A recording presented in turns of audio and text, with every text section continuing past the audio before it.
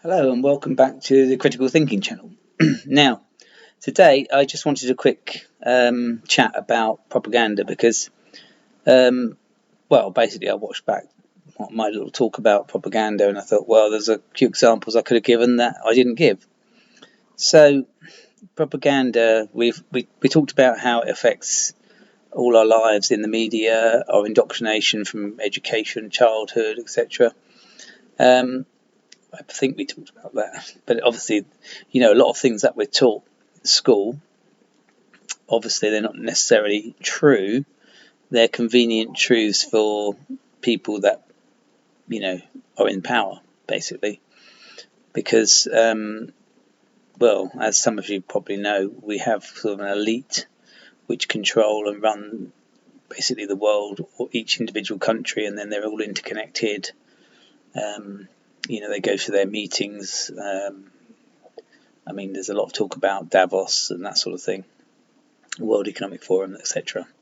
And, it's stacked full of billionaires, basically, very wealthy, powerful people. So, our education system, which is constantly being tweaked as well. So, you'll be taught something in maths, which you'll never use again in your real life, but it's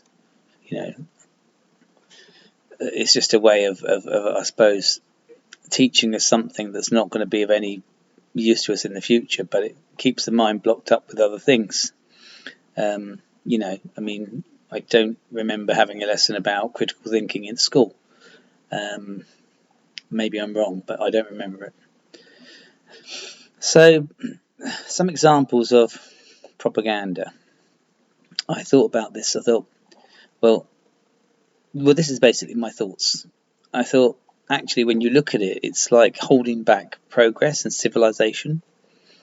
For instance, the oil companies at the moment, they have huge power because they have a lot of money.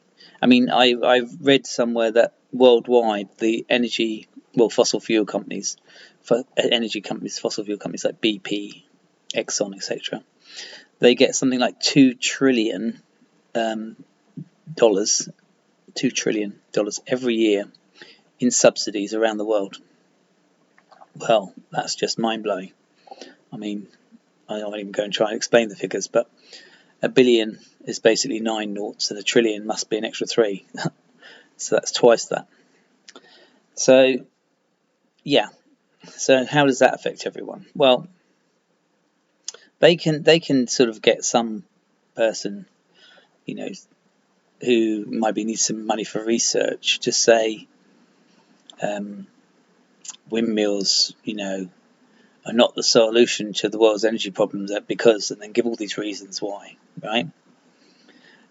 Well, of course, windmills aren't the solution totally. They're part of the solution. We also need solar panels. We also need energy efficiency. And we need, one of the most important things is ask yourself this question. Britain is an island.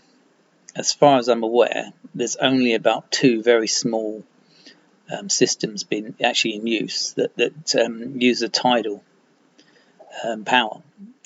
Now the tide goes in and out twice a day. Well, you can use around estuaries, for instance, or even just places in the sea where the currents are strong. You can put in basically what is an undersea windmill, a generator. So this would go in twice a day, the tide in and out twice a day, and it would give constant power 24 hours a day, because it would go in one way and then the generators would be made so they could reverse and they go the other way. So you'd have a constant stream of power. We hardly used it. And then the biggest argument of the energy companies is, well, we're going to need fossil fuels because, what happens when the sun doesn't shine? What happens when it's not windy? So that's like a propaganda line, because it will be repeated so many times. And then, of course, they'll have these studies from these professors, etc. And it gives the impression like, oh, yeah, we're going to have to keep using fossil fuels because, what we're going to do. Because none of the alternative constant streams of energy have been. I mean, there's a lot more to it as well. For instance, when it is windy, you can use the power to pump water up into reservoirs, which are dammed, yeah? And then when there is no wind, you release the water, and that water will generate energy during times. And also there's battery storage. I mean, there's the most recent things. I mean, I believe they've got some large tanks in the desert where solar panels are. And these deserts are based on a salt-based battery, so it's very cheap.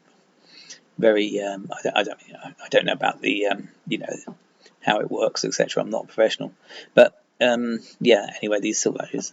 So this is another example of propaganda, how it affects all of our lives, and how these big companies can use their money and power to, influence our thoughts and what we believe. And as I say, I really think it's so bad. It's got to the stage where it's slowing the progress of civilization.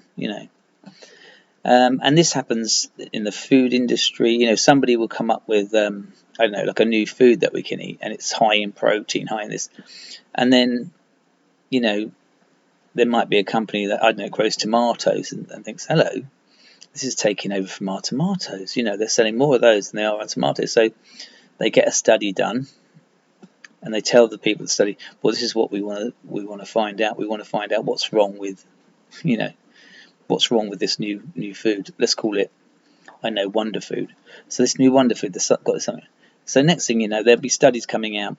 Wonder food causes cancer. Wonder food does this one, and it'll be one study, right? And the media will pick up on this one study. It'll be all over the media. This is why you hear, 1 week you hear tomatoes give you cancer. So the tomato producers think, oh Christ, well, we better get them. So they get some studies done, and they think, well, we've got to find out if. And then, every study, or somebody just might do it randomly. Well, let's find out about this tomato thing. Some scientist somewhere. And of course, you find out that tomatoes don't give you cancer. And in fact, there's certain things in tomatoes that might actually help you not get cancer. Do you know what I mean? I mean, I think that's true of all plant foods, or plants, edible plants. They all have some, beneficial quality that we not really know about because there's never any research done on it. So yeah, this was just something that I was thinking about, and I thought, yeah, I didn't really explain how the propaganda affects like every aspect of our lives, and how it can literally slow down civilization. I mean, there'd be so many things advanced if there wasn't these big, powerful corporations restricting it. I mean, and then of course, you don't want to think the world's full of unsolvable problems. All of these problems can be solved. We just need like stronger governments. We need more protections to keep corruption out of government. So we need to, have a people's parliament that's unelected, maybe, or not. Maybe you nominate someone in your community that right, that's done a lot of good work altruistically, maybe. So in other words, they've done it without any, they haven't been paid for it. They just do it because that's what they like to do. So there might be quite a professional in their area, and these people could come in. You could pay them just like, a living wage.